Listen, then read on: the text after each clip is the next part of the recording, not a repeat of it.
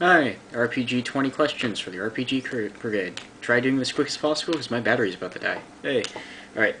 Number one, how are ability scores generation? What is your ability score generation method? I used to use a point-by system, but now I'm rolling for stats. You know, I do the standard 4d6, take out the lowest die roll and add the other three together, and that's your stat. Number two, how's death and dying handled?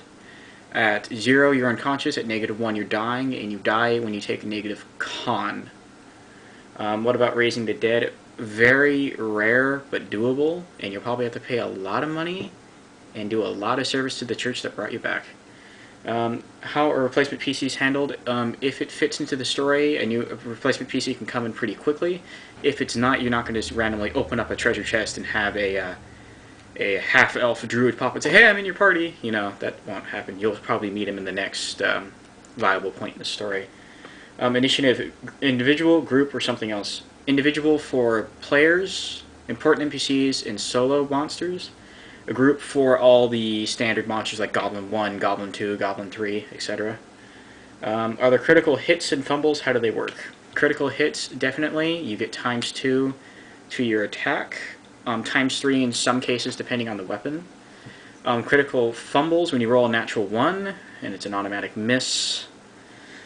Do I get benefits from wearing a helmet? I considered this, but I'm not sure if I'm going to be able to use it. I would like to use stuff for helmets, but it might just be really cumbersome. I'll figure something out with my players sometime. Can I hurt my friends if I fire into melee or do something similar silly? Of course. If you're a wizard and you shoot a fireball into the middle of your party, you are going to hurt them. Will we need to run from some encounters, or will we be able to kill everything? You will need to run. If you're only like level 1 and you're fighting a giant basilisk or something like that, you will need to run. You will die.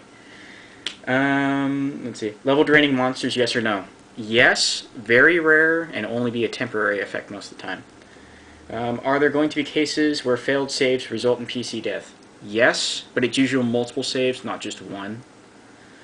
How strictly are encumbrance and resources tracked? Encumbrance is going to be tracked a lot more in this new Pathfinder game because of certain players who had like 4 inventory sheets in my game. I'll tell you about that later. And resources only during times of survival, siege, or long distance travel. What's required when my PC gains a level? Training. Do I get new spells automatically? Can it happen in the middle of adventure? Do I have to wait for downtime? When you gain a level, you either have to rest for your new skills, unless you're a fighter or it's in the middle of a fight where it's viable for you to get the new skills. Okay, then you get the new skills. For new spells, a wizard would have to study and rewrite them down, and a cleric would have to pray. A sorcerer would just know them because he got it from his blood. What do I get experience for? Anything that you complete a challenge. Like, let's say, if instead of fighting all the monsters and killing them all, and you sneak past them, you still get experience points for it. I do give out experience points for role-playing in my game, which hopefully my players catch on to that, because that's really nice. How are traps located? Description, dice rolling, or some combination. Traps can be found through perception checks or just stepping on them. I like using traps, as my players know, but there's certain traps that I stopped using after the last campaign. Are retainers encouraged, and how does morale work? You can have hirelings, but they tend to get expensive after a while, and if you treat them like shit, they will leave you, or potentially try to kill you.